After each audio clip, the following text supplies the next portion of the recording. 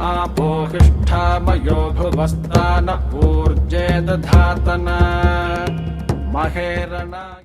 Okay, तो अब महाशिवरात्रि के दिन क्या करना है ना, ये समझने से पहले हमें ये समझना होगा कि महाशिवरात्रि के दिन होता क्या है, और उसको समझने के लिए हमें ये समझना होगा कि हमारे शरीर के अंदर ऐसी क्या चीजें हैं जो महाशिवरात्रि के दिन इफेक्ट होती है।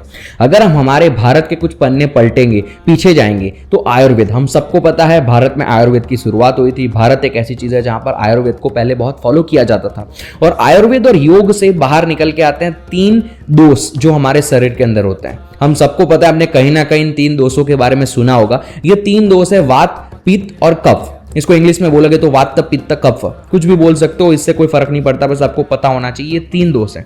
जिनको नहीं पता कि इसका मतलब क्या होता है, वीडियो में आगे मैं आपको बताने वाला हूं कि इसका मतलब होता क्या है। अब मैं आपको समझा देता हूं ये 3 दोष करते क्या हैं। सबसे पहले बात करते हैं वात दोष की। तो वात जो है ये गति है, आपके शरीर की गति, आपके शरीर का मूवमेंट। अब गति में कुछ भी इसे बढ़ाएगा, ठीक है। तो कुछ भी अगर मूवमेंट होगा ना, कोई भी मूवमेंट ब्रह्मांड के अंदर या फिर आपके शरीर के अंदर, वो वात दोष को बढ़ाएगा। और कोई भी चीज ऐसी होगी जो स्थिर है, वो वात दोष को स्टेबलाइज करेगी। समझ गए? वात दोष को डिक्रीज कर देगी, और कोई भी चीज मूवमेंट में होगी वो वात दोष को बढ़ा देगी। सिंपल सा लॉजिक। चलिए पित्त दोष की बात करते हैं। तो पित्त अग्नि है, ये ज्वाला है, ये फायर है। इसको भी मैं समझा देता हूं। देखो, जो कुछ भी गर्म है ना, वह इस पित्त दोष को बढ़ाएगा, सॉरी। और जो भी ऐसी चीजें जो ताजा है, फ्रेश है, वो इसको शांत करती है, ठीक है, वो इसको बैलेंस कर देगी। आपने कई बार सुना होगा, कई बार ऐसा बोला जाता है कि जब हम कढ़ी खाते हैं, छाछ पीते हैं, दही खाते हैं, तो हमें पित्त हो जाता है। आप पता नहीं आपके यहाँ पर इसको पित्त ही बोला जाता है, क्या बोला जाता है, लेकिन इसको पित्त कहा जाता है। ये एक प्रॉब्लम है, ये एक चीज है, ये हमारे शरीर का दोष है, जो कुछ खाने से या फिर कुछ ऐसी चीजों से इंक्रीज डिक्रीज हो सकता है। ये दोष होते ही हैं, ठीक है। ये अलग अलग एनर्जी सिस्टम है हमारे शरीर की। लास्ट है कफ दोष। ये हमको काफी कम सुनने को मिलता है, लेकिन ये एक स्थिर दोष है, ठीक है। मतलब कफ को अगर हम समझेंगे तो ये एक स्थिरता है आपके शरीर की, ठीक है। जो कुछ भी भारी होगा ना आपके शरीर के अंदर, जो भी कुछ भारी होगा, जैसे हाइपरटेंशन या फिर हाइपर वेंटिलेशन, जैसे सांसें चलना, ये सारी चीजें जो है वो इस दोष को बढ़ाती है। और ऐसी चीजें जो हल्की आपके बॉडी में, मतलब आप एकदम चिल्ड हो, तो ये इस दोष को शांत करती है। इस दोष का ज्यादा आपके शरीर में कोई काम नहीं है। सबसे ज्यादा जो मेजर 2 दोष काम करते हैं वो है वात दोष और पित्त दोष। अब ये जो महाशिवरात्रि है ना, ये संबंध रखती है वात दोष से, ठीक है। हम यहां पर अब सीधी सीधी बात करने वाले हैं वात दोष की, और वीडियो के एंड में मैं आपको एक क्रिया सिखाऊंगा, वो भी वात दोष की ही क्रिया है। 3-4 स्टेप से ज्यादा कुछ आपको करना भी नहीं है, बस मेरी बात ध्यान से सुनते रहो। साइंस भी समझ में आ जाएगा, स्पिरिचुअलिटी भी समझ में आ जाएगी। तो महाशिवरात्रि का संबंध वात दोष से है। अब अगर मैं बात करूं विज्ञान के अनुसार, ये जो वात दोष है ना, ये हमारे शरीर के 3 लेवल पे हमें इफेक्ट करता है। सबसे पहले बात करूं फिजिकल बॉडी की, यानी कि ये जो हमारी है, ऐसे आपको खुद को अगर चिमटी काट के देखो, ये जो आपको फील हो रहा है, ये आपकी फिजिकल बॉडी है। तो ये जो वात दोष है ना, ये फिजिकल बॉडी में किस प्रकार आपको इफेक्ट करता है, तो ये आपके नर्वस सिस्टम पे इंपैक्ट करता है, और आपकी बॉडी जो है ना, उसको कंट्रोल करने का काम करता है, बॉडी के मूवमेंट को कंट्रोल करने का काम करता है। तो फिजिकल लेवल पे वात दोष इस चीज का काम करता है। अगर हम सेल्यूलर लेवल पे जाएंगे, जिसे आजकल साइंस कहता है सेल्स एंड टिश्यूज, ठीक है, बायोलॉजी में आपने पढ़ा होगा। तो सेल्यूलर लेवल यानी कि आपके ब्लड के अंदर छोटे छोटे सेल्स होते हैं, जिससे ये सारा शरीर जो है वो काम कर रहा है। तो ये जो वात दोष है ना, वो सेल्यूलर लेवल पर क्या करता है कि आपके न्यूट्रिशंस को बढ़ाता है और अलग अलग जगह पर मूव करता है आपके शरीर के अंदर। विटामिन, प्रोटीन, देखा आप लोगों ने सुना होगा कि भाई अगर कैल्शियम की चीजें कम खाओगे तो दांत टूट जाएगी, हड्डियां जो है वो नर्म हो जाएगी, हड्डियां काम नहीं करेगी। तो वो कैसे, न्यूट्रिएंट जो है वो हमारे अलग अलग जगह पर कैसे पहुंच रहा है, तो हमारा आयुर्वेद कहता है कि ये आपके वात दोष की वजह से पहुंच रहा है, क्योंकि वात दोष जो है वो रिस्पॉन्सिबल होता है मूवमेंट के लिए सेल्यूलर लेवल पे।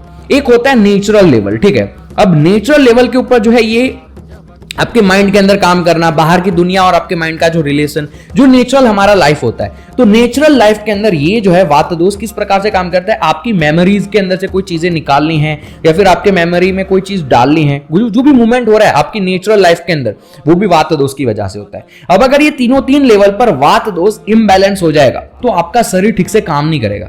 ये हम हर रोज फील करते हैं, कहीं ना कहीं दिन में हम लेथार्जिक फील करते हैं, हम ऐसा लेजी फील करते हैं। सारी जो चीजें है ना वो वात दोष के इम्बैलेंस की वजह से होती है, और ये महाशिवरात्रि जो है वो वात दोष को बैलेंस करने का काम करती है। अगर ये इम्बैलेंस रहेंगे ना तो आपका शरीर बहुत खराब रहेगा। तो वात दोष जो है ये आप बैलेंस करना सीख गए, जो कि महाशिवरात्रि की रात को बहुत ही ज्यादा एनर्जीज होती है जो आपको हेल्प करती है वात दोष को बैलेंस करने के लिए। लेकिन अब आपके दिमाग में सवाल आएगा कि ऐसा क्यों? तो कॉस्मिक एनर्जीज जो है वो कुछ दिन, कुछ ऐसे समय पे प्लैनेट की कुछ पोजीशंस की वजह से ज्यादा हैवी होती है इस धरती के ऊपर, और वो अगर यूज करना हम सीख जाते हैं तो वो हमारे बॉडी के लिए अच्छी होती है। अब महाशिवरात्रि एक ऐसी रात है जिस दिन कॉस्मिक एनर्जीज, ब्रह्मांड की कुछ पोजीशन इस प्रकार होती है कि उस रात को आपके शरीर का रिलेशन और इस एनर्जी का रिलेशन थोड़ा हैवी हो जाता है, और अगर आपने उस एनर्जीज को आपके शरीर में लेना सीख लिया तो आप महाशिवरात्रि को महादेव के दर्शन कर लोगे। एनर्जी को लेना, इसी को महादेव लोग कहते रहते हैं। इंडिया में कैसा है ना कि किसी को नहीं पता भगवान है या नहीं है, लेकिन जो एनर्जी है उसी को हम भगवान मानते हैं। सीधी बात करता हूं, पॉइंट की बात, ठीक है। तो ये है, अब मैं आपको सीधा सीधा लेकर चलता हूं कि आपको क्या करना है और क्या नहीं करना है। सबसे पहली चीज, महाशिवरात्रि की रात को आपका जो स्पाइनल कॉर्ड है ना वो सीधा होना चाहिए, वर्टिकल। इसका मतलब है कि आपको रात को सोना नहीं है, पूरी रात जागना है अगर आप एनर्जी फील करना चाहते हो तो। क्यों? तो देखो, माना जाता है, आप देखो हमारे इंडिया में जब से योग सिखाया जाता है, जब से ध्यान करना सिखाया जाता है, क्या कहा जाता है कि आप स्ट्रेट बैठो। मेडिटेशन करते समय हम स्ट्रेट रहते हैं। क्यों?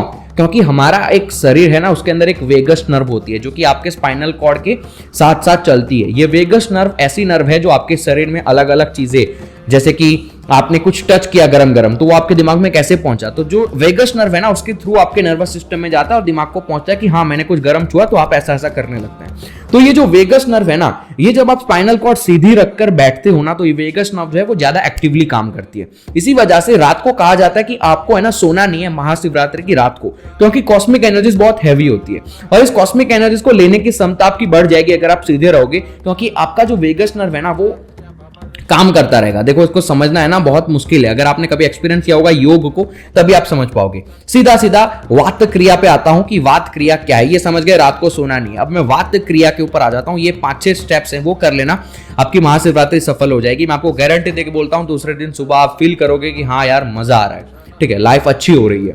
तो क्या करना है? सबसे पहले कंडीशंस है 2।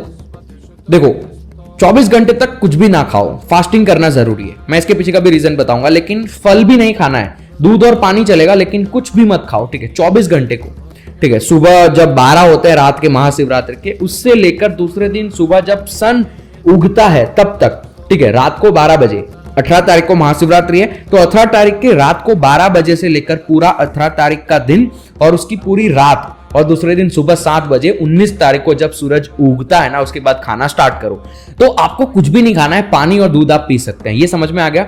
अब मैं बात करता हूं कि रात को सोना भी नहीं, ये भी मैंने आपको बता दिया। सेकंड कंडीशन, थोड़ा दिन में आराम कर सकते हो, दैट्स ओके, लेकिन रात को 6 बजे के बाद, शाम को 6 बजे के बाद सोना नहीं है, बिल्कुल बैठे रहो, बेड पे लेटना भी नहीं है, राइट।